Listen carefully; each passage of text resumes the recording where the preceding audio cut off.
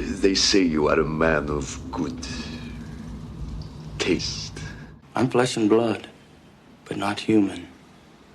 I haven't been human for 200 years. I'm no lunatic, man. I'm a sane man fighting for soul. Yeah, well, Dracula called and he's coming over tonight for you, and I said, okay.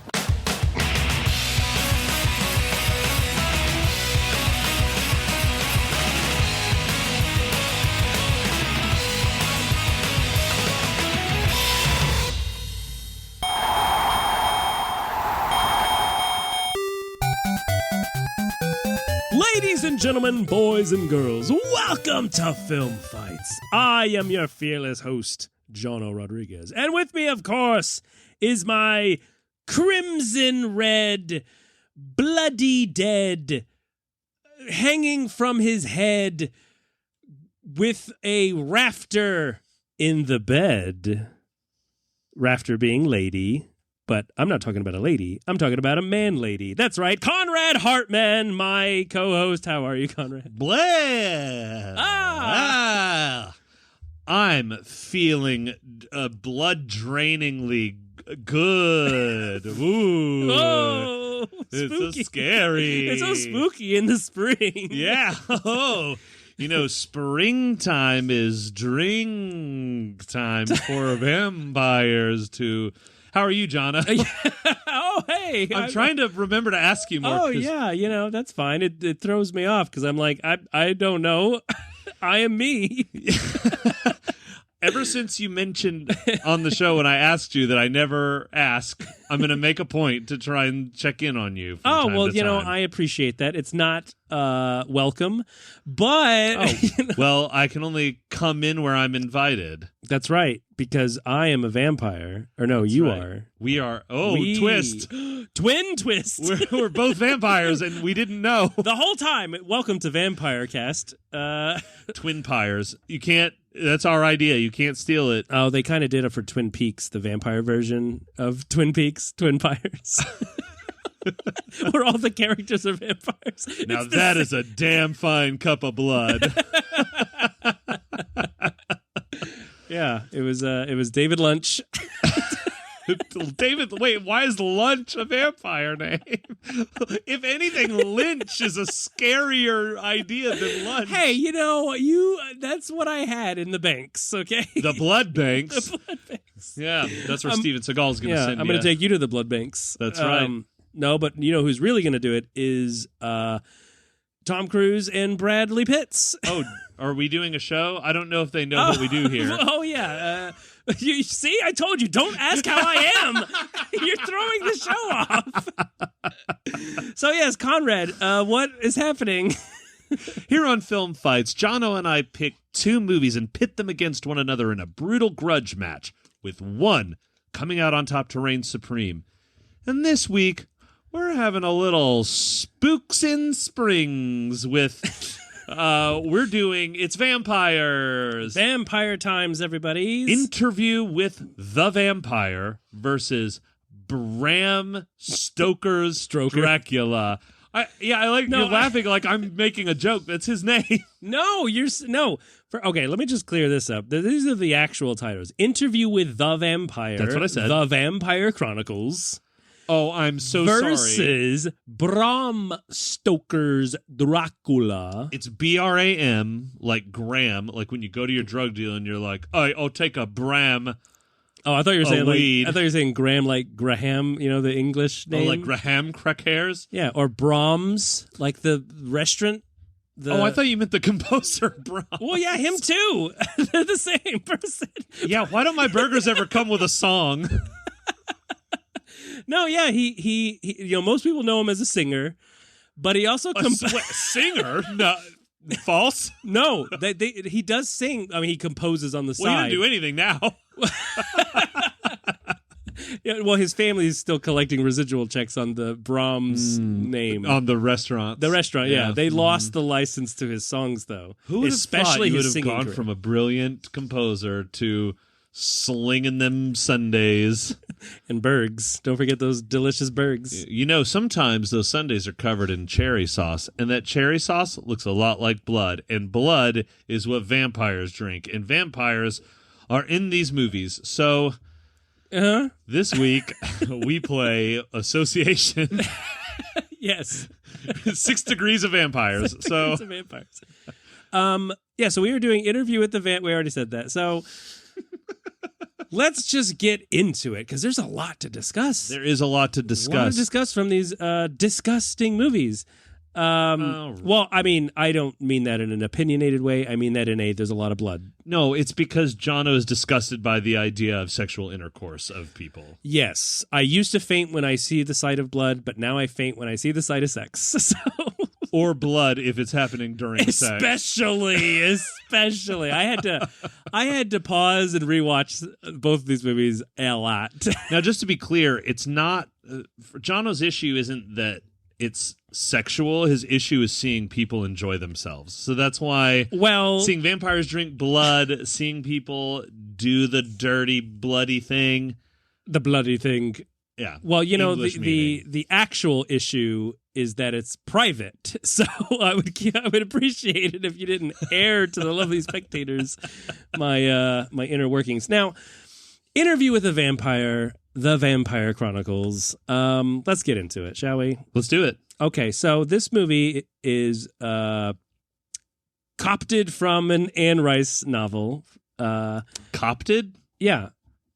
That's the right word, right? Okay. Like it was copted, like when you cop something. Oh, yeah, like I'm about to cop this sweet sneaker. Yeah. Just one. Exactly. Just one, because you're a fish floating in the sea. I was thinking copter like a helicopter. I mean, it could mean that too. I think they're interchangeable. Okay. Because like a helicopter picks up dudes, like in the game Jackal. You know, a helicopter comes and picks up your friends. Oh, like Tom Cruise's character Lestat picks up Brad Pitt's character Louis C.K. and brings him up into the air, and he's like, "Oh, why are you doing this? All right, I'm from Philadelphia or whatever." Well, he was copping a dude whenever he was trying to make him into a dude. By dude, I mean vampire. I was just trying to make a rhyme. You know, that's where the word dude comes from. It's because vampires. Oh, right, because they're the brood dudes. That's right. They're the brood dudes. It's like Blue's Clues, but it's the brood dudes. What? Where's the blood? I don't see it. It's right there. It's right there, Steve. He's the same. Yeah, he's same still host. a vampire. He's just Vampire Steve now. So Interview with the Vampire. This is one of those not day in the life literally, but it's like here's events. You are witnessing Brad Pitt's character Louis C.K. Louis. No, we could probably not make reference to Louis C.K. anymore. We're gonna get flagged. I'm sorry, Louis Anderson. Louis, yes, much better. Really. You see his character Louis interviewing with Christian Slater, who's a reporter man. Yeah, this is the spoiler. Oh, yes, this is the Interview with the Vampire. Spoiler: the first scene of the movie that came out 20 years ago. Yeah, and you're thinking 30 years ago. Almost. You're thinking, they're not going to build up to this interview because in Legends of the Fall, we don't find out about the fall until. Well, also in the beginning. Yeah, we start. It's winter. Like we don't get to the fall until 3/4 of the way through the movie. No, it's the winter view with the vampire now, and yeah. So, but he's recounting his life. He's basically giving his oral memoirs. He's recounting Blah. my life story. Oh, I wish he had talked I like that the whole do way. too. I mean, how do you know you're a vampire if you don't? You know what? That is just the kind of racial prejudice that these fine blood sucking is derogatory. Folks Unless they like have it. undergone for hundreds and hundreds of years. Yeah. They're people just like you and I, except instead of eating Chicken Express, they eat Human Express. They're slopping down that sweet red gravy instead of that sweet white gravy. Well, the Human Express is just like the red line, you know. Those trains come by so quick, and they're just like, oh no, another person fell off the tracks. I love the idea of like a vampire just causing accidents. So that was one of the things. Like Louis didn't like killing people once he became a vampire, Yeah. and so like I love that idea of him just like waiting by very accident-prone areas and be like, oh well. Well, Whoops. Whoopsie doodle. He got murdered by a steam press. So yeah, we meet Lestat, who comes into Bradley Pitt's life and is like, you know, hey, I'm a sexy vampire. Do you want to be my boyfriend? And he's like, well, I am sexy, but I'm not a vampire, so I mean, yeah. I made, yeah. These boots were made for plantation. Yeah, no wonder he felt bad all the time. He was running a plantation. Yeah, like before it was okay to do that. Wait, before it was okay to do that? Not after it was okay to, before it was okay to do it was that. like 1791 is when this movie starts. That was like prime plantation. That's what I'm time. saying. He started the trend. Oh, then he should have felt bad. Hey, vampires are responsible, is all I'm saying. Now, he loses his wife and child due to pregnancy. In Walmart. Oh. Yeah, he left him at Walmart. Because it's so big, you know? And he just went home and thought, oh, shoot, you know. My wife was in lawn care. My daughter was in electronics. And then before I could turn around from the John Deere t-shirt section, they were gone. The Big Johnson t-shirts. Remember those? Hey, it was about the same time, 94. So yeah, he's super guilt-ridden. He's like, oh man, I'm playing cards and this guy won't kill me. Who cares? And Lestat, he sees Louis and is like, oh, I like this guy. He wants to die. That's why I should make him live forever. Yeah, that's one of my favorite qualities in a companion. Yeah. So he bites him and he says, I'm going to give you the offer of a lifetime. Literally. I'm going to give you an offer you can't refuse. Yeah. An offer that my person didn't give me. Like he was forced into vampirism. Yeah. And of course, you know, Louis is, you know, he's yeah, I'll do that. No problem. And so he becomes a vampire. And it's great. In the end. Yeah, that's it. Oh, wow, this is great. Thanks. That's the I whole love this. interview. Anyway, I just thought you might be wondering if being a vampire was cool and well, yeah. What does this tell you? He puts on sunglasses. Turns his cap backwards. It does like a grind on a skateboard. 360 no scope. Oh, I'm sorry. We might have watched Interview with the Radpire. Interview with the ramp pyre because he's going up those fucking half pipes. Well, to tell you my life story, basically, I was a skater boy, and she said, "See you later, boy." That was my wife who died. She was on her deathbed and just like did a little, I'm out of here. Sayonara. Yeah. So, yeah, Louis and Lestat become fast friends. Even though they are just like the dichotomy of their personalities could not be more day and night. Whoa. Get it? Because they can't be around during the day. Right, so they're more like night and nighty or night. Well, it's night and night, but night with a K. Like they're very different. Oh, right.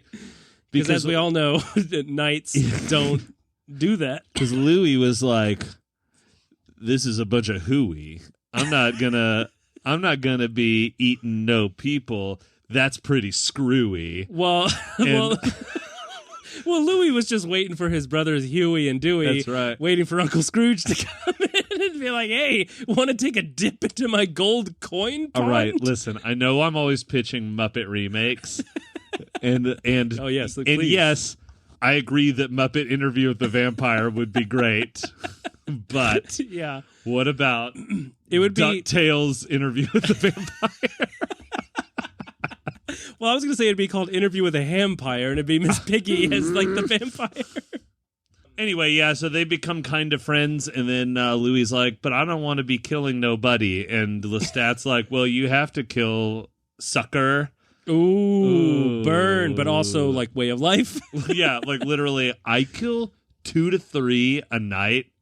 Done. Like out the door. Out the door. Basic. Like a regular night. Like, like Joe Sixpack, he's not going too hard. He's drinking 3 beers. Yeah. I'm cracking open 3 warm ones, talking about bodies, people. And that's just a typical, like, Wednesday night. I'm like, Netflix and chill. I got 3 bodies that are going to be very chill in a moment. Netflix and kill. Netflix and kill. But, I mean, Saturday night comes and, Skrillex is in town. Killex is in town. And, me and the boys, we got some E, we got some glow sticks. We're doing a dozen easy. And by the way, E, I mean ectoplasm. Right. Yeah, it just makes it feel cool. I like that this has turned into Interview with the Vampire Millennial Edition. Yeah, why not?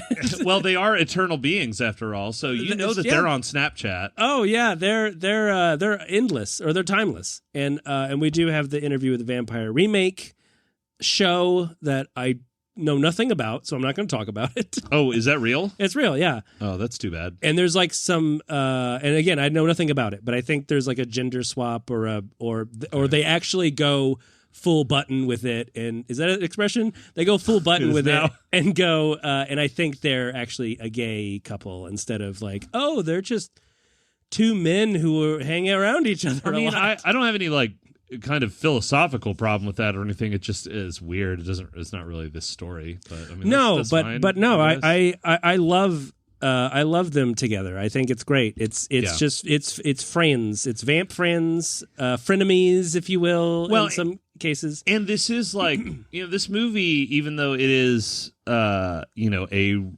kind of erotic horror kind of deal, it does touch on like some kind of deep issues about like what the meaning of life, about like how life would be kind of meaningless if you were eternal, and this kind of is part of like, and the bargain that they make, which is Louis, I almost called him Lestat. Louis like doesn't want to kill people, but then it's like, tough titties, bro. That's what you got to do. Yeah, he gets that urge eventually. He is sustaining on rats and birds, chickens. Yeah, and Lestat is like, it's only Pizza a matter Hut. of time. Yeah, Pizza Hut.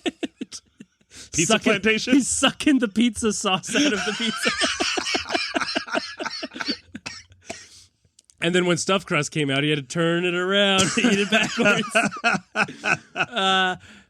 But no, he doesn't. But he starts to feel the urge, particularly when he is this before or after, or is this before or is it Claudia that he gets right into someone. I think he eats someone before this, though. Yeah, and I think that we're like led to believe through context that he does, even if it doesn't show it outright. He does attempt to prey on an old slut, though.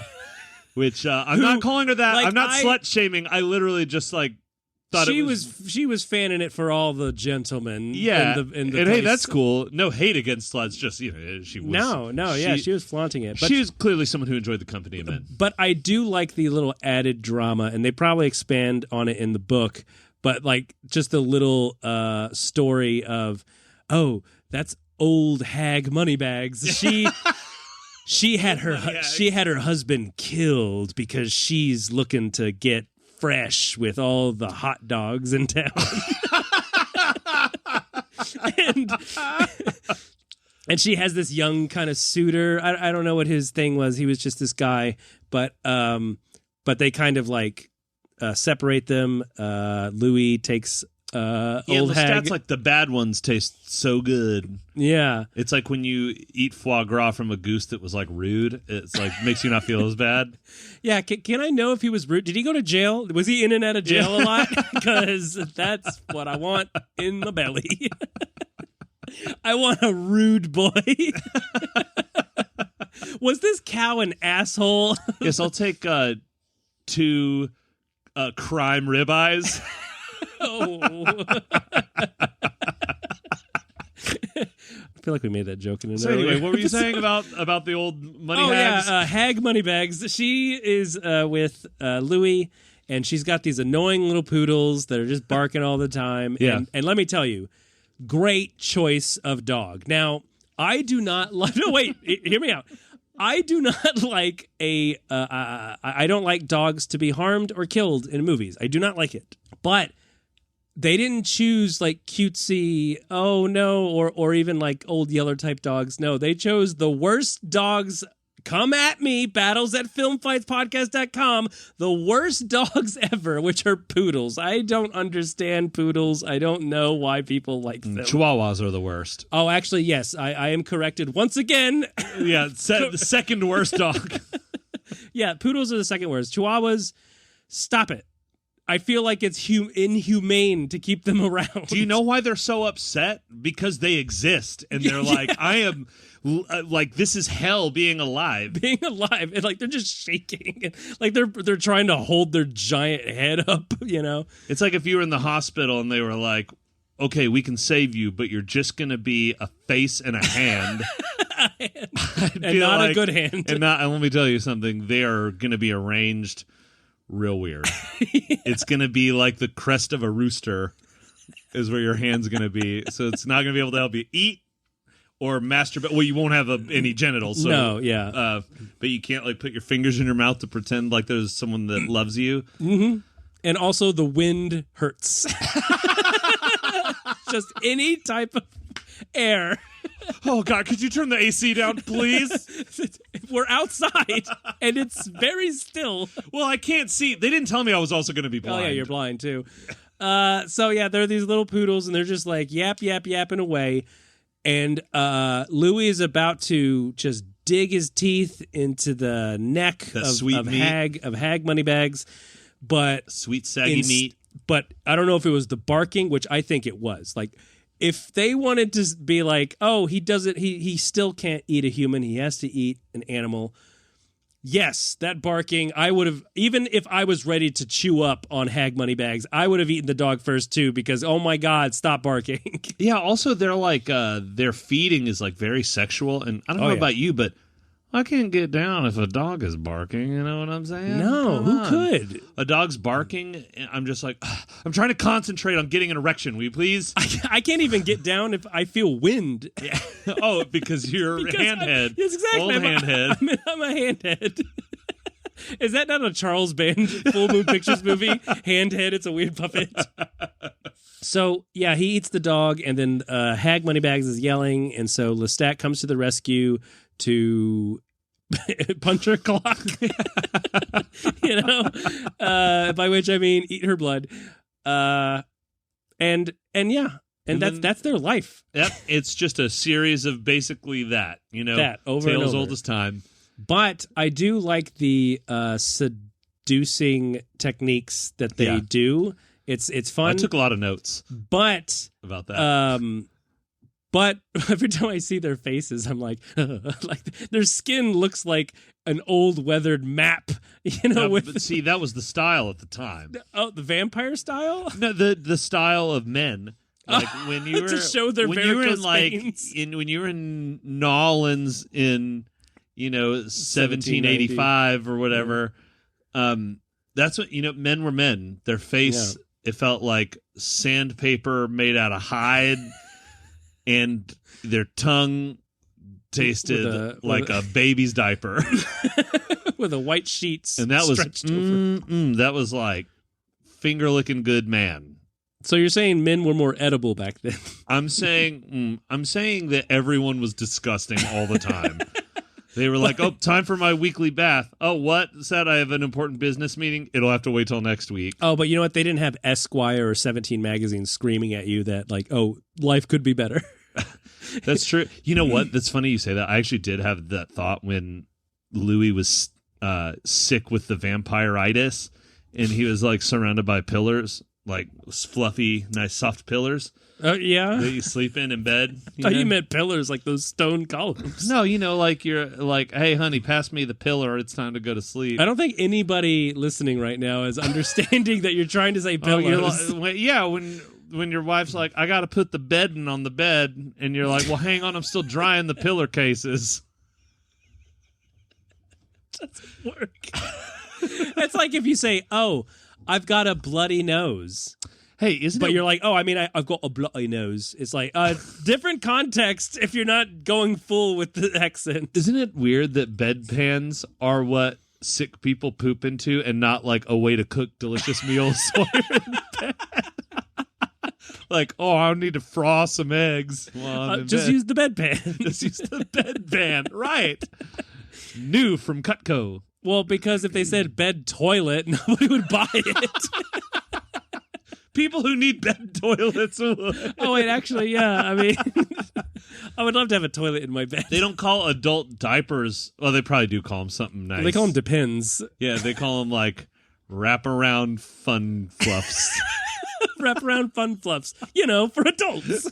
Anyway, when he's surrounded by all these fluffy, what'd you say, pillows? Okay, whatever, pillars. I'm still getting used to it. I was thinking like, oh man, he's surrounded by like the highest level of comfort that was available then. And I was like, this stupid idiots didn't even know how terrible they had it. No AC and no TV. Yeah, no TV. You stay home from school sick? You're just like, what are you like? Making up numbers on an abacus, or you're just like they have an abacus drawing. I'd say drawing things, but they didn't even have imaginations yet. They were just draw maps. I imagine school back then was just so easy. I mean, think about like what your history lesson would be. It'd be like, well, yesterday.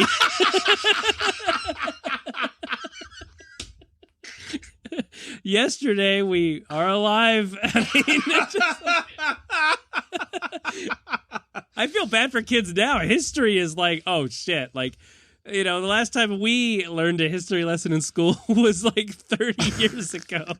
Science class was the same then, though, that it is in the southern states here. They start with, okay, now open up page 300 of your Bible. Anyway, yeah, so, pillars. Yeah, so he likes having nice soft pillars, and then they move and they find Kirsten Dunst, and she's a little kid. Yeah, they stumble upon a plague infested area, and the mom is almost comically plague infested. Yeah, she's like dropping pans and she's like been dead for a while, and Claudia, she's just like, oh, mummy, she's dead. I don't know why she's British. And Bradley Pitts is wait, like, she's from British. No, or are they? No, they're all like French. Well, they're in America still, and they're all like French. Right. Brad is all total like, oh, I feel sorry for this tiny girl. I'm gonna eat her. So he like put her out of her misery. Yeah, he bites her. And he thinks it's super delicious. It's just like that first time you pound into a Capri Sun. Oh, I'm so glad that's where you went. I wasn't sure where you were going for a second. Oh, is it because of my hand gestures? And you just suck on that cool... Go ahead. That cool, warm, clear liquid that tastes like fruit punch from a silver package.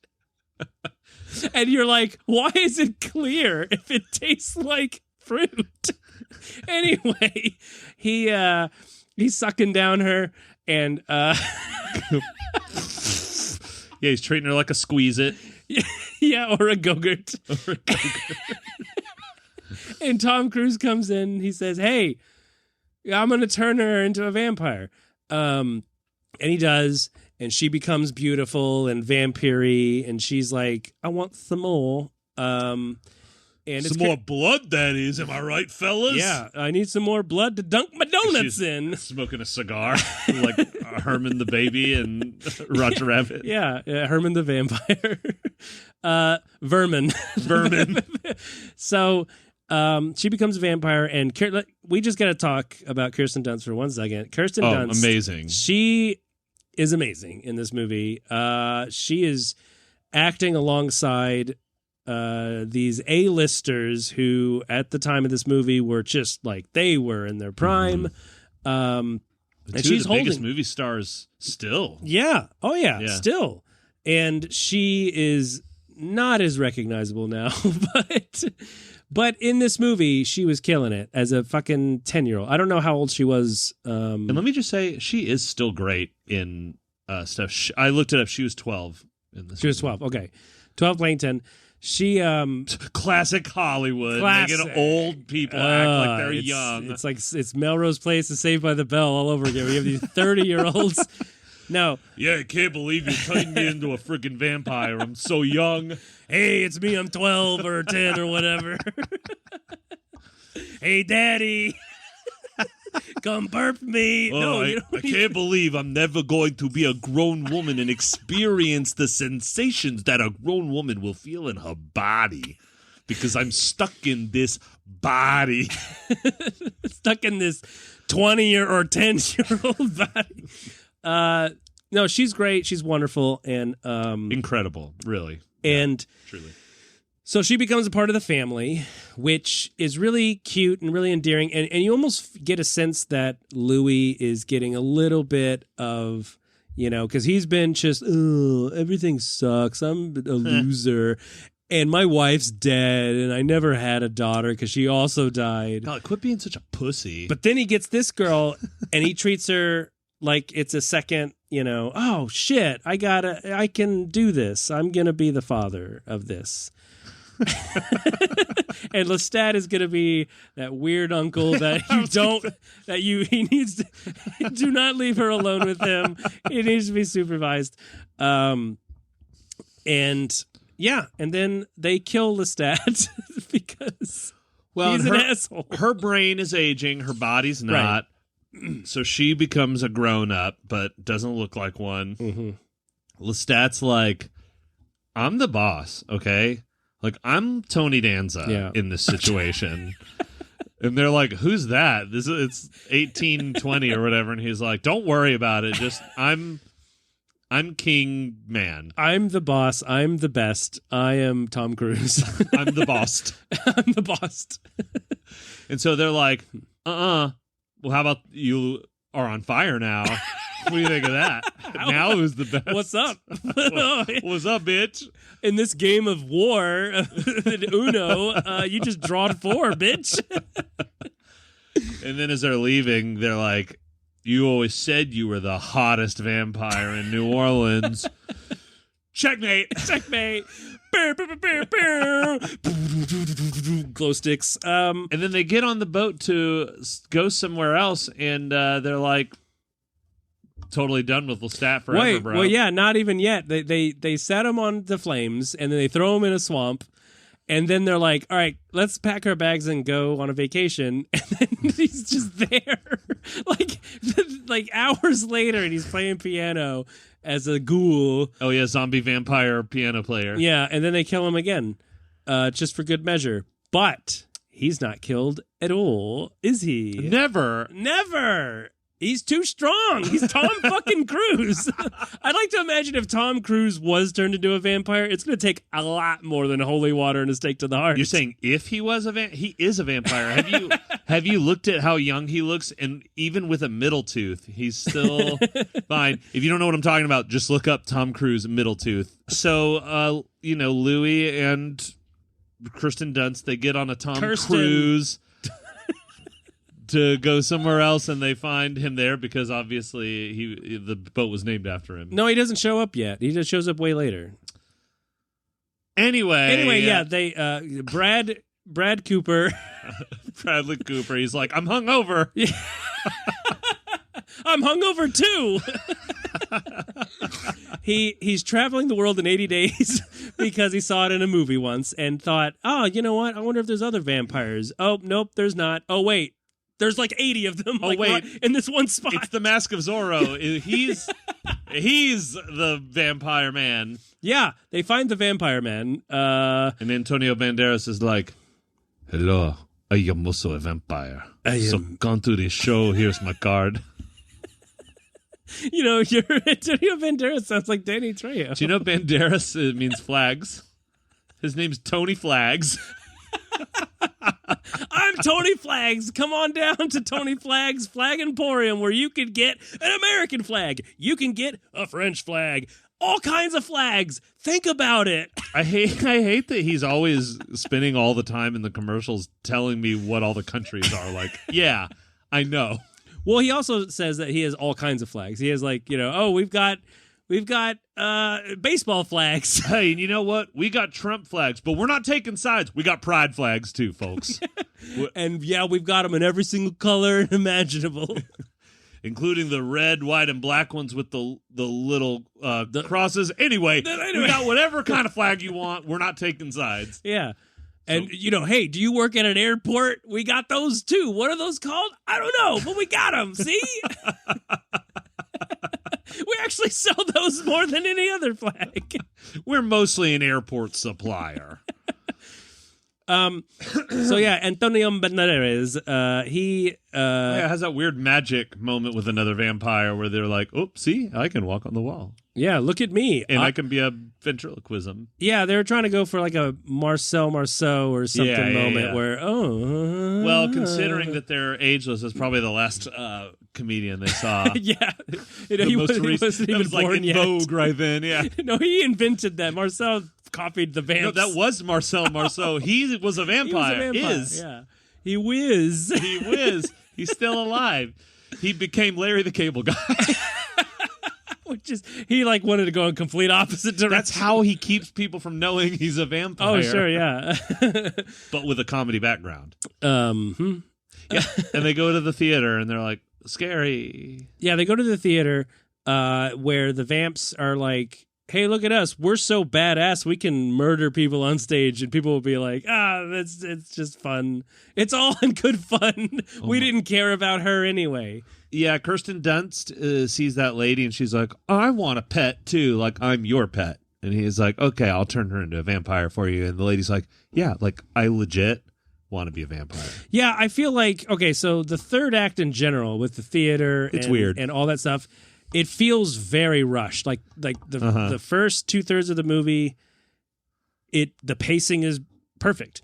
But here it's like, oh, here's the theater of vampires. Also, there's this lady who lost her daughter and is like, oh, I'm totally cool with being a vampire if I can watch this girl because then it'll feel like I got my daughter back. And he's like, okay, I'll make you a vampire. And then they die. Like, oh, whoa. Like, almost immediately. Like, she's like, I'm a vampire now. Let's go to the theater. Yeah. And then the actors, like they do at some theaters, they kidnap them and put Lestat in a coffin and they kill Kirsten Dunst and new vampire lady. Yeah, their plan was basically, oh, you said that you killed a vampire, and it's not clear whether the theater of vampires knew Lestat, but Antonio Banderas revealed that, oh, he knew of him. Yeah. It's kind of implied that he sired him, but I don't think he did. I think he just knew of him. We couldn't Lestat. I'm sorry. Yeah. I keep doing that. Louis versus Lestat. Louis Stat. But it's just it's treated very strangely because they just go, oh, he killed one of us, probably. And they immediately jump to like, fucking, they go from 1 to 11 is like, we're gonna burn you ladies alive and we're gonna lock you up forever. And it's just like, whoa, like, okay, like, all right. But then Antonio Banderas allowed it to happen, but didn't agree with the theater because he's revealed to be to go, oh, it's good that you killed them all because that was a shitty thing to do. Even though I was cool with it, but I still freed you. It's just it was so confusing. clumsy. Yeah. But yeah, that was rough. And then guess what? They died for nothing because, spoiler alert, Lestat's still alive again. What? The return of Lestat. Yeah, after Christian Slater finishes his interview for TMZ. Oh no, even before that. Remember, he's revealed to have come back to New Orleans because he's living in that decrepit house, and then a helicopter swoops by, which is weird. Why is the helicopter so close to that house? And he's like, "Oh no, the light!" And he's like, "No, they invented this thing called lights. It's not the sun." Think about it like it's a big candle. It's like, he was never afraid of candles. Why is he afraid? But he's telling him that, and he's like, "Oh, you're just too far gone. I will never be your friend again." I don't know which I'm being, but I'm a rat king, played by Sylvester Stallone. Rat burger. Rat burger. I dig a rat burger. More tail. Get it? He coughs up a boxing glove. Because he got hit in the face too many times. Oh, I got it. And so then after that, he comes to the end of the interview, and Christian Slater is like, "You just left him there?" And he's like, "What could I do? Fuck him." And he's like, "Shut the fuck up. I'm the one being interviewed, not you." Yeah. Like, "Oh, you want me to let me ask you a question. What the fuck was Cuffs all about, Christian Slater?" Or pump up the volume, more like pump up the volume, snooze. Oh, that's a name of a NoFX album. I know. Great.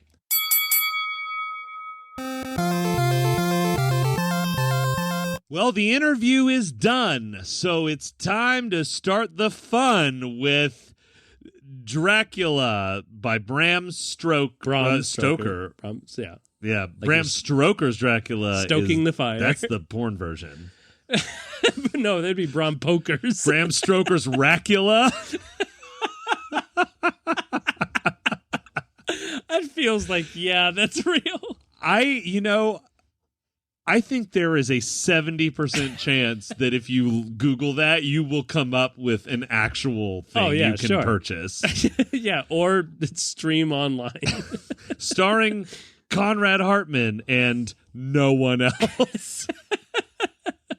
It's a different kind of rack. That's right. This was before OnlyFans. This was OnlyVamps.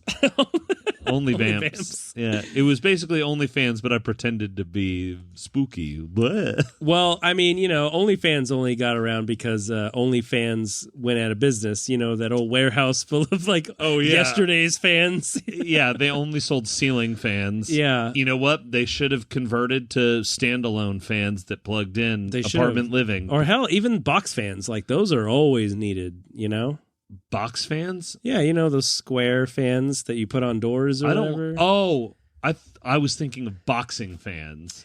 Why is Dracula not a ref in a boxing match? Because he would eat everyone. No, he would get free blood. It's like, "Oh, you punched him out. Here, let me clean that up for you." And he would do that trick that you do when you're a server and a food gets dropped on the floor and you act like you're going to throw it. Hang on.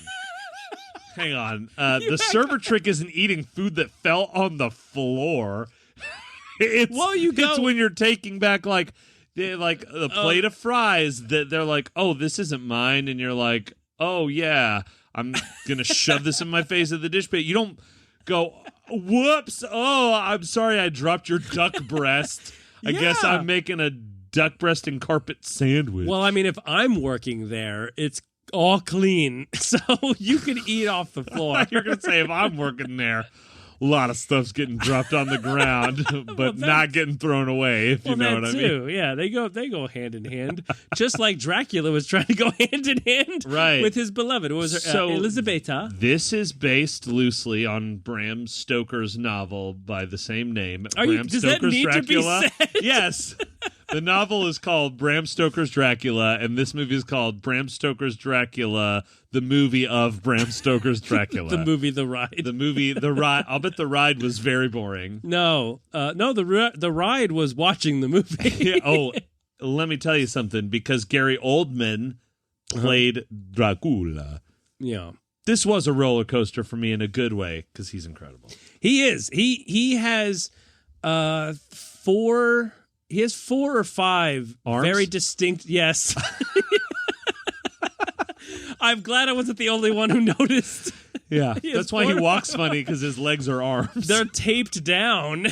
You can see it bulging through his costume. No, he has 4 to 5 distinct looks. So in the opening of the film, his Vlad look with the devil armor, which is so sick, crazy. dude. Like, so a shout out has to go to the costume designer of the film. So much She, good design. I'm spacing on her name, but Francis Ford Coppola wanted he was like, no widow's peak, no black clothes. We do not like the heroin addict that was Dracula. Yeah, those are unfair stereotypes. Yes. We're past that. We are an evolved society. We want a white guy wearing Japanese geisha outfits. No, but like just the costuming in general is just so amazing and unique and really set the standard. Conrad is still, oh my God, I don't think. Sorry. No, but it's really set the standard of like, hey, and you'll notice there's not been a lot of like, as far as like the traditional Dracula story, not been done in a while. Yeah. Because this basically set a new bar. Sure. Blasting everybody out. And I mean, since Bela Lugosi, I think. Yeah. Probably this was the first like real adaptation. Oh yeah, because even Christopher Lee, who I love the Hammer horror Dracula movies, right? But even that was just it's a different version of the Bela Lugosi. I totally spaced on that. Yeah, and I do love Christopher Lee, but it's also, similar, like because he does have the widow's peak, he does have like the traditional garb, but here it's just whoa, we're going crazy, and also they're using Vlad the Impaler, which the original book was sort of kind of based, I think, right? It was. It was based on the idea of Vlad the Impaler, even though he wasn't... No, I'm sorry, not the book, because I know that prologue is exclusive to the movie. Well, no, but the idea of Dracula was based on correct. Vlad the Impaler. Right, so he wanted the historical figure who impaled. So I don't know if you know this, He impaled, yeah. Yeah. It's most like when your mom is like, you're inhaling your meals. He was putting his chicken breast on big toothpicks, and his mom was like, Vlad, quit impaling your food. No, it's because he learned it from going to dinner parties, all those little finger foods and the little meatballs with toothpicks. Yeah, and the little macaroni balls. And he was like, if I ever become a warlord, that's what I'm going to do to my enemies. I'm going to put people on it. Fuck a crucifix. That's old hat. Fuck a crucifix. That's all right. He was like a hipster. He was like, man, Jesus made that popular. Man, fuck that. I'm underground. I'm punk rock. I'm taking a toothpick and driving it into my enemies' hearts. That's right. And then putting them up there for everyone to see how cool I am, and maybe they'll like me. And of course, he had to start from the bottom. He had to use a toothpick. And he was like, oh, this isn't working. I need a bigger toothpick. Yeah, started from the bottom. Now we're fear incarnate. Anyway. He was. He took down an entire army. Gary Oldman, long hair, dope-ass armor that... They turned into the suits in The Cell many years later to help them go into people's dreams. The weirdly. Vincent D'Onofrio. Yep, exactly. I literally just made that connection in my mind right now as we're talking about it. Well, so they look at that shit and tell me it's not the same. Yeah, they copycatted that. I'd be willing to know. Lovely spectators, do you know if anybody from Dracula worked on The Cell? You know what? Leftover costumes. Yeah. BattlesofFilmfightspodcast.com. Let us know. So, Gary Oldman slaughters all the people. He comes back, and what has happened is the enemy sent a letter to nefarious Elisabetta, who is played by Winona Ryder, saying, "Oh, your betrothed has been killed in battle, so you should probably jump out of a castle tower and kill yourself." P.S. Love you. Love you. Hope everyone's good. Hashtag forever. Here's a succulent plant. Get it? Suck. All right. So she heaves herself out of the which I thought was kind of like, okay, so real quick, this movie is all practical effects. It's all in-camera effects. There's no post stuff. Everything you see is they did it. Yeah, Gary Oldman was really a vampire. He was really a vampire. He went to. That's why he was hired. So method. He was like, okay, I need to get bit by a vampire. I like that I like that Gary Oldman's like Italian. No, that was not Italian.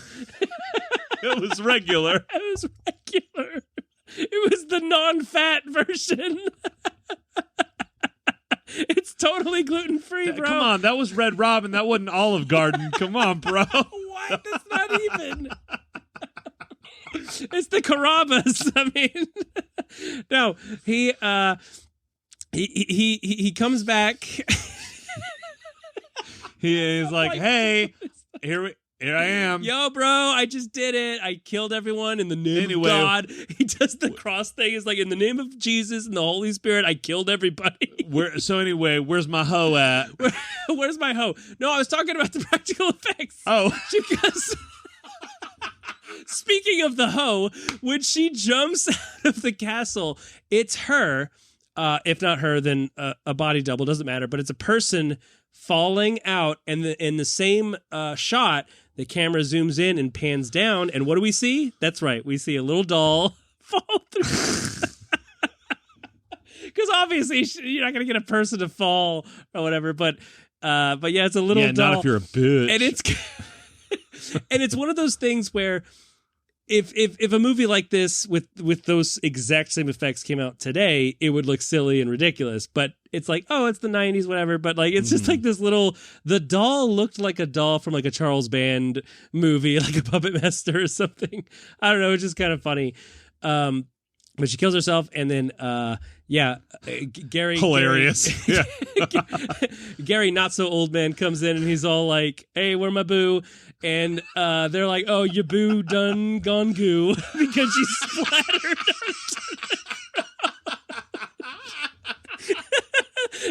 and he's like, what the fuck, guys, why didn't you tell him? And he's like, because it's the old days, we didn't know how to what you want me to FaceTime you? We don't have iPhones yet, bro. We tagged you in a post. Did you not get it? And then he's like, I don't do social media. I do social meteor. Get it? Num, num, num. Oh, I thought you meant like an asteroid. I was like, they don't know what those were. They still thought the Earth looked like a pizza. No, Tycho Brahe existed back then. Tycho Brahe? Tycho Brahe, the astrophysicist. Jono's having a stroke. Although he was mean Copernicus? He was like from the 1600s. It doesn't matter. The point is, he's like, dudes, the church done me wrong. He's all like, right? all I know is that in 1492, Columbus sailed the ocean blue. And they're like, wait, that was still before this. Oh yeah, he's like, watch, it's happening, bro. I'm Yo, calling it. Yeah, and you know it happens. You owe me a Coke. That also has not been invented yet, but it's gonna be dope. Watch it. But what I really mean is you owe me a bump of some Coke. That also hasn't been invented yet. We don't even know that South America exists yet. Wait, what has been invented other than swords, right? Thankfully, toilets maybe. No. Oh wait, not indoor. No. Outdoor. Outdoor. Yeah. Outdoor with your hoe. So when they were rapping about that Indo, getting excited about Indo, they were talking about plumbing. Yo, chill with that Indo plumbing. Romans. No. They invented it. No. So I'm sorry. So Anthony Hopkins is the priest. He's like, oh, your girlfriend, she's going to hell, bro. Sorry. Sorry, the lambs are silent, bro. I don't know what to tell you. Wait, did you silence them? Well, I mean, let's not get into that. But... Anyway, I hate to also tell you this. She's going to burn in hell forever because she killed herself. Yeah, she killed herself, dude. And you know, rules are rules. Okay? If you kill yourself, you go to hell. If there's... Wait, did you say health? Well, I mean, the F should be... You ruin your health, is what I'm saying. You ruin your spiritual health. If there's one thing that our almighty, loving, compassionate God is unflinching on, its rules about behavior. So you need to chill, bro. And he total spazzes out, as you would if you found out your betrothed killed herself because the church is like, you're going to hell. Well, they're not hand in hand, but it is. So he's like fuck you guys, I'm gonna be a Dracula. I'm gonna stab the cross, and it's going to leak more blood than any person living in the world. And it's sacrilegious because it's the inverse of Sword in the Stone. Oh, so he's like implanting the sword into the wood. It's still Sword in the Stone. But he's putting it into the stone as opposed to pulling it out like King Arthur. So he's like, fuck King Arthur. I'm the opposite. I'm B. Arthur. Yeah. I'm a golden girl, and that means I'm going to suck the life out of you through your TV screen. Yeah, check this. Fuck Bow! your chicken strip. So stabs it. And as everyone knows, if you drink the blood of a cross, you become a vampire. I mean, they teach us that in health class. Yeah, health class. In health class. Yeah. So he drinks the blood and is like, fuck you, motherfuckers. I'm going to kill everyone and get my revenge, which does not pan out. Yeah, Anthony Hopkins is like, no. No, I'm going to be reincarnated into Van Helsing, and I'm going to be your end. Which, by the way, they never explained that he's reincarnated, but... No, in fact, it's not even Van Helsing who's his end. It's one of Harker's... not Harker. It's one of Carrie Elwes' his name's like boys. Eddie or something. Yeah, it's just some guy who stabs him. His name's Harold or whatever. Well, yeah, we just bookended we're at the end of the movie already. Anyway, that's all the time we have. Actually, you know what? Just in case, I know how we work. We may not get to the end, so let's talk about it right now. Dracula comes up as a spider puppet ghoul in a geisha dress and is like, I'm in love. And he gets his throat slit and stabbed in the heart. And good measure. Yeah, for good measure. And he's dying. And of course, this is not the typical vampire lore of like, oh, wooden stake. He's just killed. And as he's dying on the steps, all bloodied and monstrous. All be bloodied. Winona Ryder's like, I'm going to take this opportunity to make out with you real quick before you shed the mortal coil. Hey, man, yeah. Because it's true love. Okay, you know what? Actually, I want to, stepping aside, okay, I'm not making fun. That truly is true love. And that is a super risk for a filmmaker to do. Because I thought they were going to say for hepatitis. Well, that too. More on that later. No, but the fact that you have a bad guy who's the protagonist, essentially, that's already kind of like, oh, this is weird. Dracula's someone we want or have sympathy for. But also having a woman that we as the audience feel is an innocent kissing a demon in his demon form, as hot as it is for normos, as I call them. I'm not a normosexual or or normophobic, but for normos are like, ew, why is Winona Ryder kissing? Because it's true love, okay? She doesn't care that he's a demon or that he's bloodied up. Yeah, it's definitely not Stockholm Syndrome or whatever. No, not at all. Yeah. No, she loved him. Well, so she dies. He's like... he dies. Yeah, he's like anti-Sword in the Stone. It's full circle. Bloods, and then, I'm going back. Now that we bookended it, I'm going back. Everything reverses like in Weird Science at the end. Where like this is like, this is Memento. So this is Dracmento. The middle of the movie. Dracmento. Yeah, and then it cuts to like a few hundred years later. Oh, now we're going back. Well, I just wanted to get the end out of the way. Yeah, no, I appreciate it. Keanu Reeves is like, whoa, I got a letter. I gotta go. Hey, Bill. See this guy. Now, listen, I do not have any hate for Keanu Reeves. He's really great in some things. He's one of my favorites. And I think that he genuinely seems like, from the things I've randomly read about him, he seems like he's probably a good guy. No, yeah. And he's a good actor in a lot of things. When he's another one of those actors that if you utilize him in the right role, he's perfect. So he's like Tom Arnold, basically.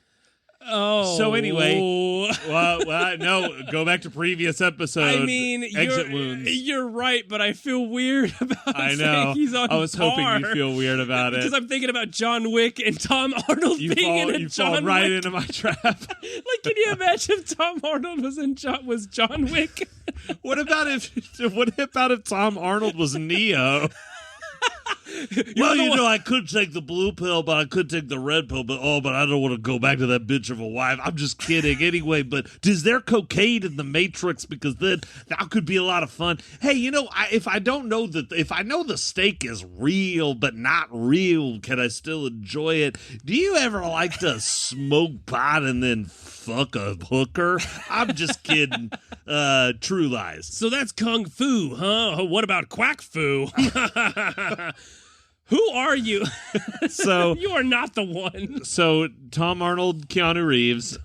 Keanu Arnold. He's terrible in this movie, and his accent keeps changing. It's so bad. And I feel bad because it looks like he's trying, but and also like stepping away from the curtain or behind it or in it or tangled up in it, more like Keanu Reeves. His performance is kind of like that metaphor. Yeah. But apparently, when he came into this movie, he had just done like 3 movies in a row in 2 years. So he's coming into this just like, oh God, I'm so popular. That's not where I thought you were going. Me neither. But he steps into this and you can see that he's like, fuck, I rule. He's at least thinking, oh wow, Francis Ford Coppola, like this is going to be a prestigious film. I'm going to really try to nail this accent. And he ends up, I think, overcompensating. Yeah. It's very high school British accent, Well, he goes back and forth between British and like Southern, like colonial, like a colonial Southern of the time period. Now, he does go to meet Monsieur Dracula. Monsieur Dracula. Who's giving me the vapor. Wait, giving what? you or Me, him? Or them? I'm being him. You're being him. I'm being the terrible him. And he goes to Dracula land. And there, Dracula land. You must be this vampiric to write this right. It shows the teeth level. That's better. That's better than what I was thinking. That's good. What? I thought it was going to be pints of blood. Oh, that's no, good that's hard to measure what's in your body. Yeah, the fangs. That's right. So, like, what if your fangs they get so long they're like pushing out of the bottom of your jaw? You like. Like a rat. No, that's when you're like too tall to ride. Like when Giant Man gets on the ride. Like a Nosferatu situation. So, teeth are too gross. Yeah, how does he even use those teeth? Anyway, so he goes to Scary World and from previous episode, Hellraiser Man, Hunky Dunky Sauce, and he meets Butthead McDracula. He meets Mr. Burns in Treehouse of Horror. Let's just address it. It's weird, but whatever. This is what gave Mike Judge the idea for Beavis and Butthead. He heard Keanu oh my God, Reeves they came out around the same time. Butt-headed Dracula. And Beavis is Remus. No, wait, not Remus. Renfield. Who's in an asylum and barely in this movie. Yeah, anyway. So it's played by Tom Waits. Anyway. This actually had, I think, the scariest or like creepiest scene, which is when Butthead Dracula is you can see his shadow and his shadow moves independent of him. Yes, really cool. Yeah, and we obviously we can really truly, all kidding aside, cannot give enough praise to like all of the like special effects, set designers, costume designers, everyone who like worked on the aesthetics and the actual like, production of this movie. Incredible stuff. Uh-huh. And this scene is sort of like when we talked about Poltergeist. Go listen to that franchise frenzy episode. Sorry, too much blood. The scariest things in movies like this are the subtle things, and just the idea that you would catch out of the corner of your eye someone's shadow not moving exactly with them. Yeah. To me, that kind of thing is terrifying. Oh yeah, like I mean, even just some of the movement of Dracula, because there's an even subtler moment later when Dracula is hot again. He's hot all the time. the meet cute with Mina, if you will, when he's all like, "Look at me," and Winona Ryder's like, "Ew," or whatever.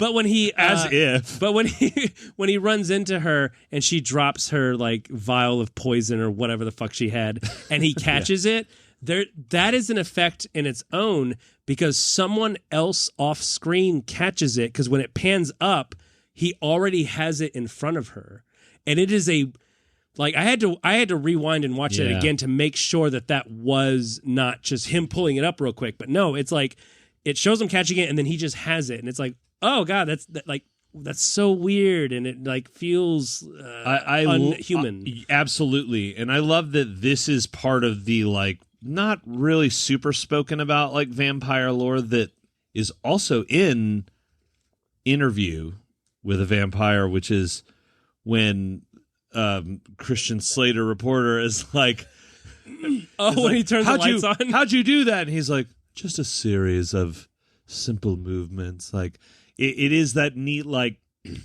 the vampire is fast, but it's not like a stupid special effects where you see him like zooming around like Sonic the Hedgehog. Right, yeah, he's not Quicksilver or whatever. He's not stopping time in 60 frames per second. Yeah, it's almost like your eyes are playing tricks on you. Yeah, exactly. It's almost like they're excellent sleight of hand or well, I mean, I think artists. that's an actual true like physiological thing about humans in general is that we You're can going to say vampires.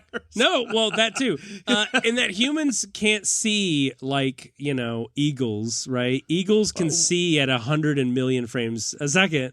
So they can see in slow motion, whereas we're like, what? I'm sorry. When you said humans can't see like eagles, I didn't realize you meant we can't see in the way that they see. I thought you meant you were using like Valley Girls do. Like, you're like, humans can't see stuff like eagles. I'm like, no, we can see eagles. They don't move too fast. They're for us to too see. fast. You can't see them. No one's ever seen an eagle. That's why they're the national bird. If you think you've seen an eagle, you're seeing something else.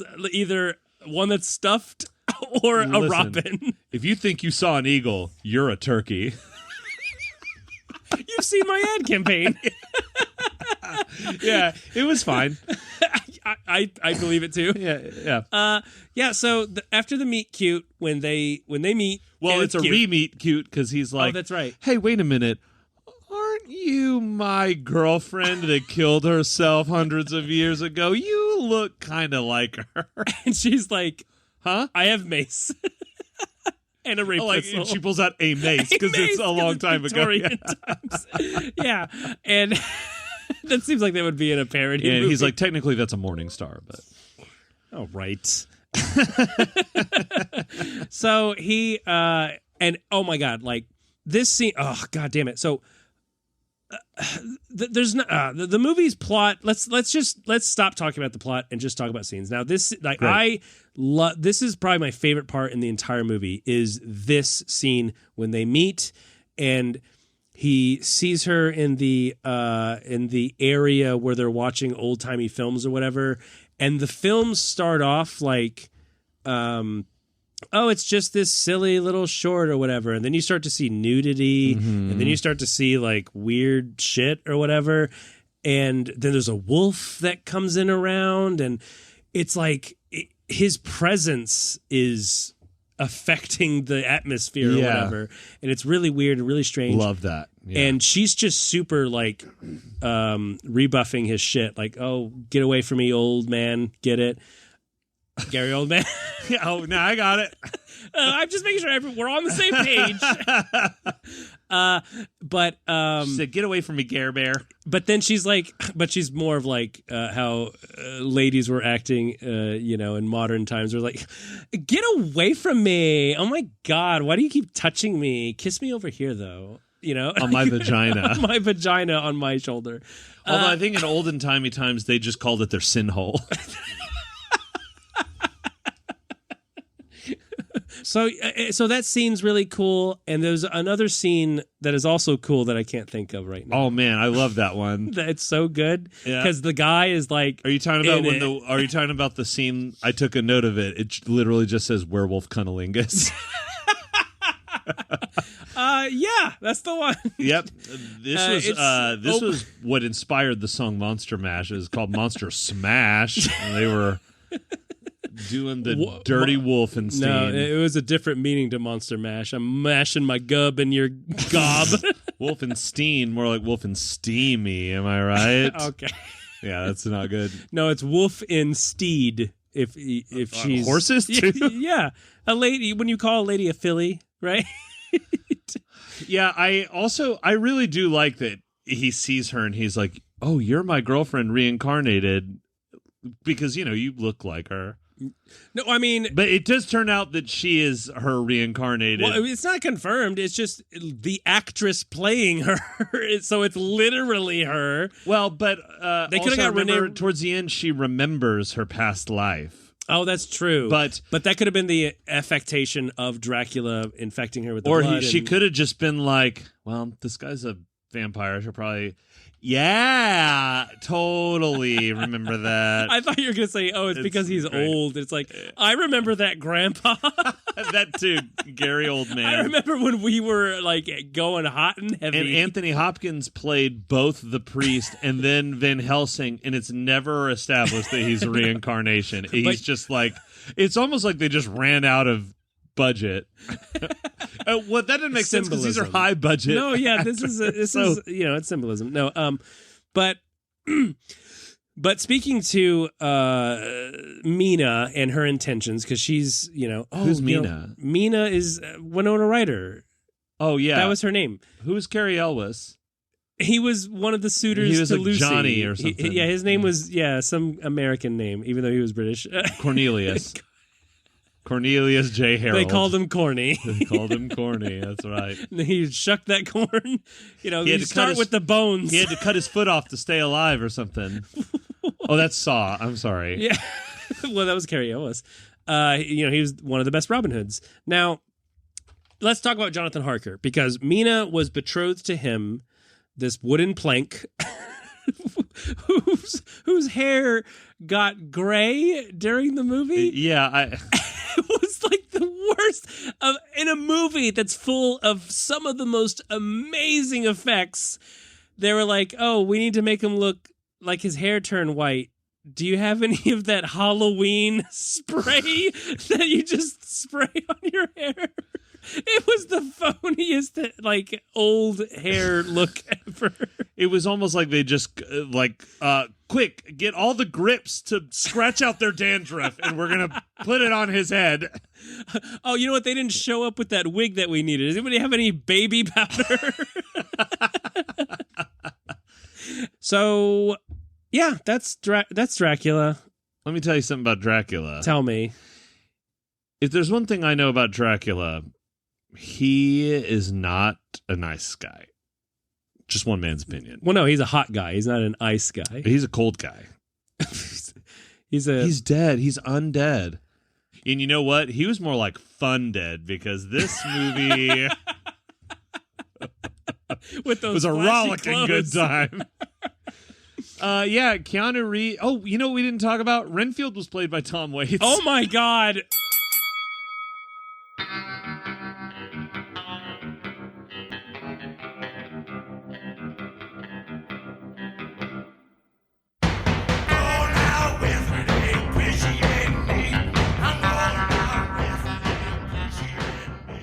And now, lovely spectators, it's time for Con and John to review the reviews.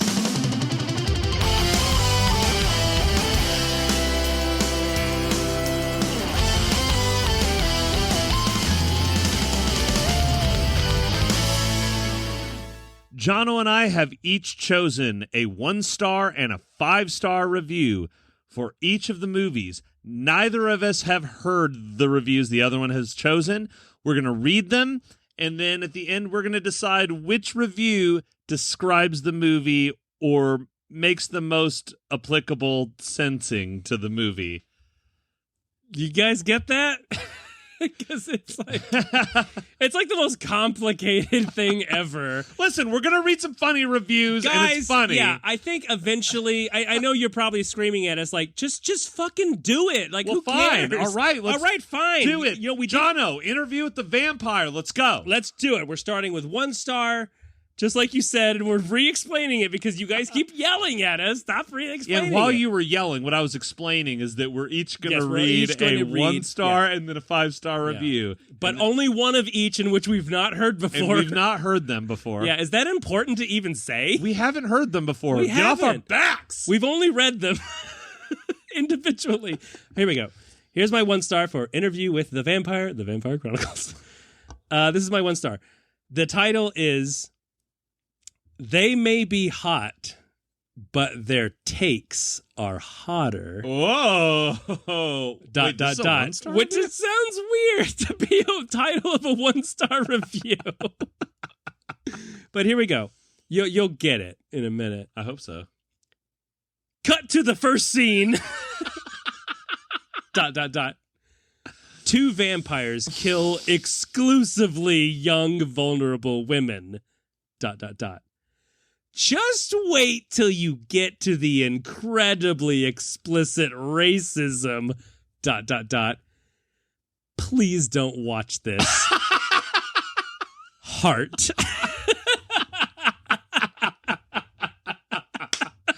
Okay, wait. Is there the explicit racism? Are they talking about when they accurately showed that they ran a plantation in the South? I think so. And then Brad Pitt felt bad and was like, "You can kill me now. I'm Which sorry." which is not at all true to history. Right, which is the opposite of true to history. But I just like the heart at the end is the less than 3.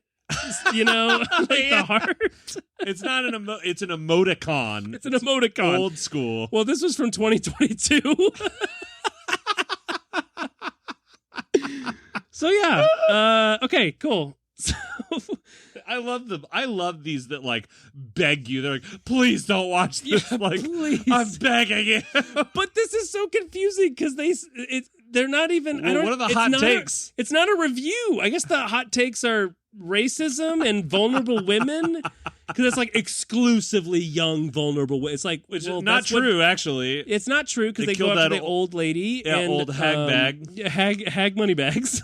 Address her correctly. Excuse me. So here's my 5-star for interview.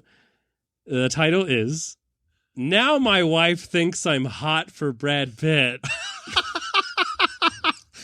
Parentheses, I'm a closeted gay man. This is the well, he's a senator now, so of course to me, this movie is essential American culture. Brad Pitt, Tom Cruise, Christian Slater, Antonio Banderas, and Kirsten Dunst, in parentheses, as a 10-year-old. I don't know why they need to be clear there. That's creepier that you address it.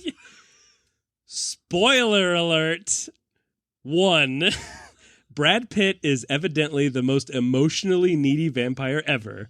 I don't know if that's a spoiler alert. Yeah, okay. 2. Antonio Banderas is evidently still unable to convey anything besides eyebrows. Okay. 3. Tom Cruise's agent once let him play a supporting actor. That agent was fired. Wait, this is a 5-star review? 5 stars. I feel like these two were swapped. That's... Yeah, there's nothing really glowing about it. Well, I mean, yeah, it's like, oh, he's so emotionally... yeah, it does seem... He did not address why his wife now thinks that he has the hots for Brad Pitt. And by the way, I'm sorry, as a straight man, if you don't have a little bit of the hots for Brad Pitt, you're just denying yourself. Any day. He's like... Whether it's Thelma and Louise or Once Upon a Time in Hollywood, Brad Pitt, you're a hunky man. Listen, sexuality is a spectrum, and I'm on the end of the spectrum that I'm straight, but like Brad Pitt is also like, I'd probably get nervous talking to him and start sweating. Oh yeah, I would be befuddled. He's such a beautiful man. He's a beautiful man in this movie, especially. But yeah, but Benjamin Button, no, I would not even go near that. No, too young. I don't need infant Brad Pitt or old man Brad Pitt. I just need that sweet primetime interview, Brad Pitt. Yeah. All right. Are you ready? So let's do Dracula. Bram Stoker's Dracula. 1 star. It's titled Definitely Not Good. Okay. And the review is, never again will I buy a book. They are a waste. And this is a review of the movie. Normally, I don't like to include people reviewing the wrong product, but I just thought you saw this movie or read the book either and were like, that's all I need. Never reading another book. This movie is so bad, I can't even entertain another medium. Or they were so mad at reading the book that they were like, I cannot even filter what I'm looking up. I just need to say this. Hey, I know you've been kind of feeling bad about yourself. I've got a great self-help book. Did you say book? No, they're a waste. I saw the movie Dracula. I am not reading the self-help book. But it's about not understanding the difference between movies and books. No. Sounds like hogwash. I got to tell you, my 5-star review also breaks kind of a rule that we have, but I can't help it. It's too good. Uh-oh. Normally, we don't say people's names, but they say their name in the review. Then yeah, we can't. And so, there's nothing we can do. Yeah, this is a 5-star review. I'm Christine O'Mahony.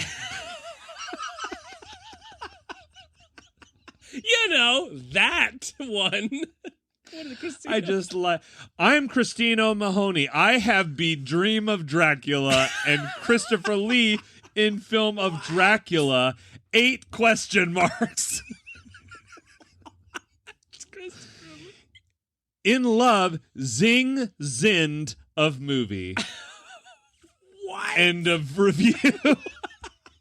They review So since I broke that up, I think it bears a quick repeating, just so you hear what it says again. And those words are zing zind. Wait, spell it. Spell Z-I-N-G space Z-I-N-D, both capitalized. Sing. I'm Christine O'Mahony. I have be Dream of Dracula and Christopher Lee in film of Dracula? 8 question marks.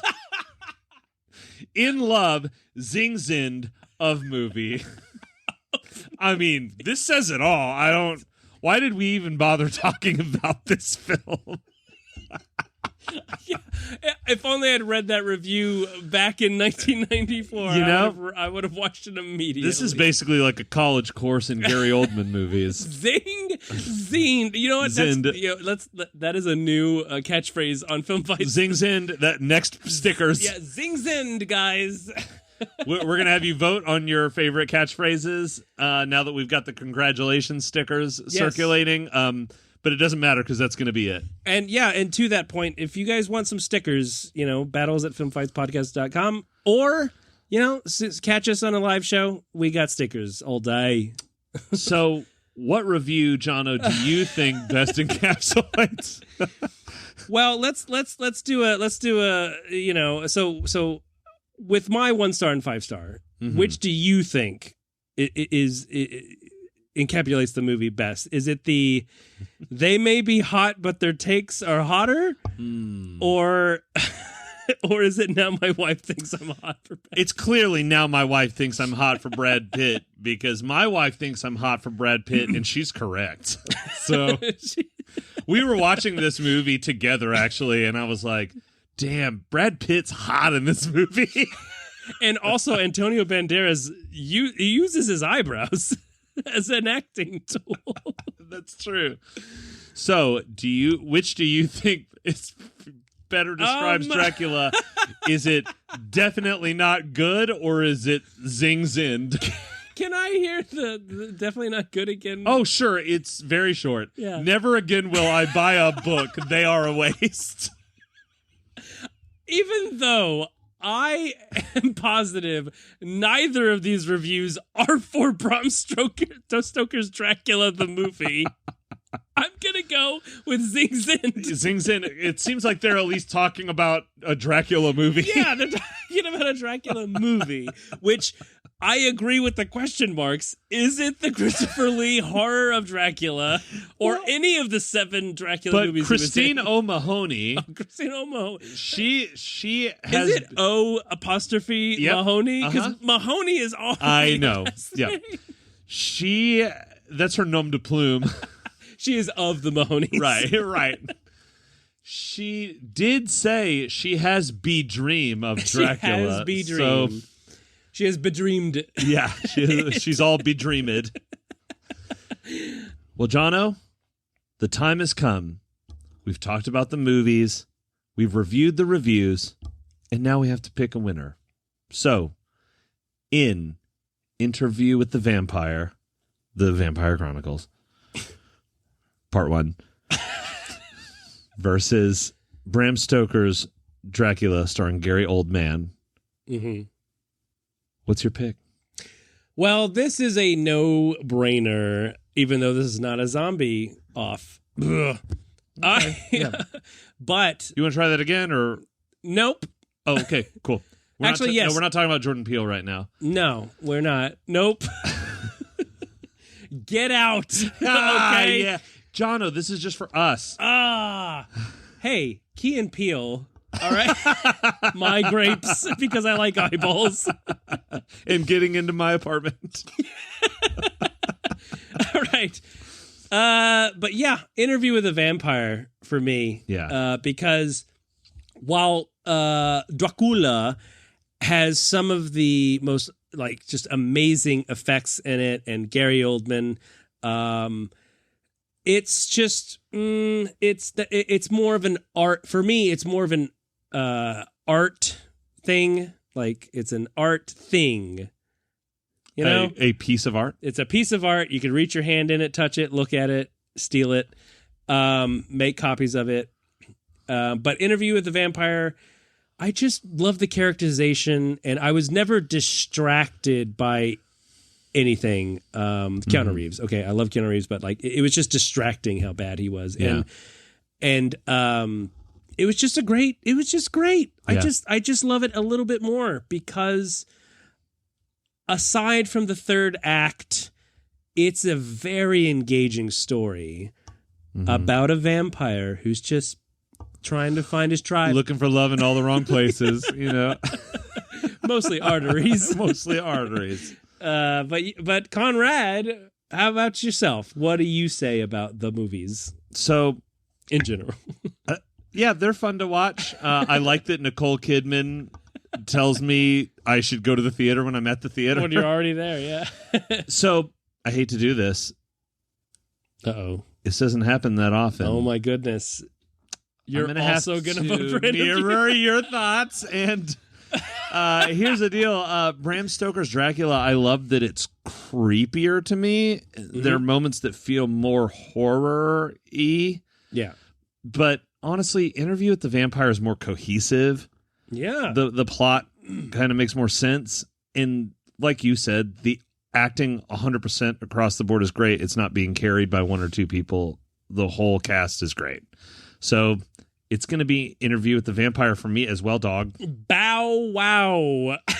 Because that's the Hellhounds. It's the Hellhounds, yes. The Hellhounds of Chesterwood or whatever that fucking Sherlock thing.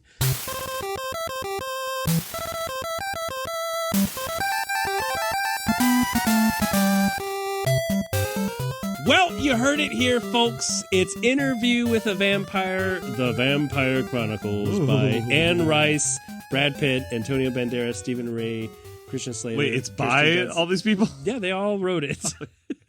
In the 70s. They all rode the coattails of the popularity of vampires. By a 2-0 vote. That's right. Like normal. Like normal. Hey, folks, if you don't suck, you'll come on down to battlesatfilmfightspodcast.com and you'll throw us some emails and say, throw us. Say You'll be good at sending emails, not like an old man. You'll be like a young man, because forever young vampires. And hey, if you're not too busy... Oh, yes, please, more.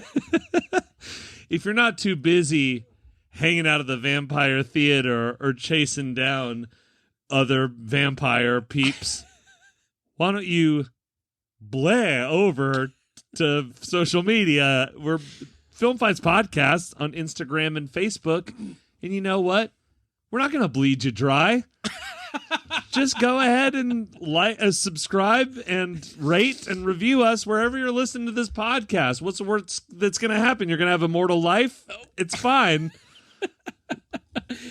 Just be thankful you have a reflection about it. Oh, that's what I should have said. If you want to reflect on the show, email us. But you don't have we're not vampires. No, it's too late. We're real. It's too late. Yeah, but it's never too late when you're a vampire. I just hope you're not living in a van, Helsing, down by the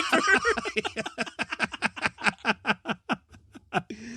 And after coming upon these vampire movies, it made me think of the old days of vampires.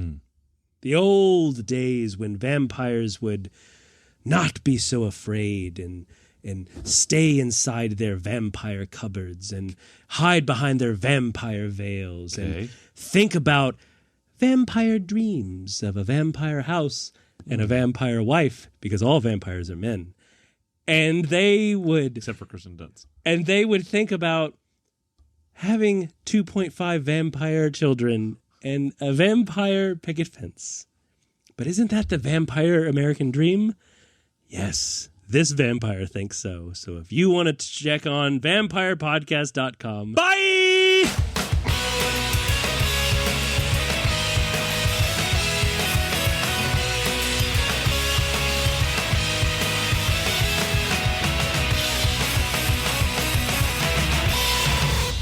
Whoa. All right. What if you had a murder mystery dinner business? I do. And you just got unsuspecting people you didn't like to play the victims. Oh, my God. And people just be like, oh, what a great show. And you're like, yeah, great show. And like they're dragging them out to the dumpster or whatever. It's all part of it. Yeah, and they're like, wow, they are a great actor. Yeah, they're really committed. Look at how much they're bleeding. That's great acting. Yeah. Well, if acting was attributed to blood, then I think Dead Alive would have won all the Oscars ever. It's not. I mean, dude, how good of an actor do you have to be pouring blood and still be acting dead? That's I know. Great. Exactly. Yeah. Oscar. Yeah. Evil Dead 2. Where's their Oscar? Yeah. So much blood. Oh, you had to give it to the whale. Sorry. Oh, okay. God, how much blood did that have? He didn't even... Only a little.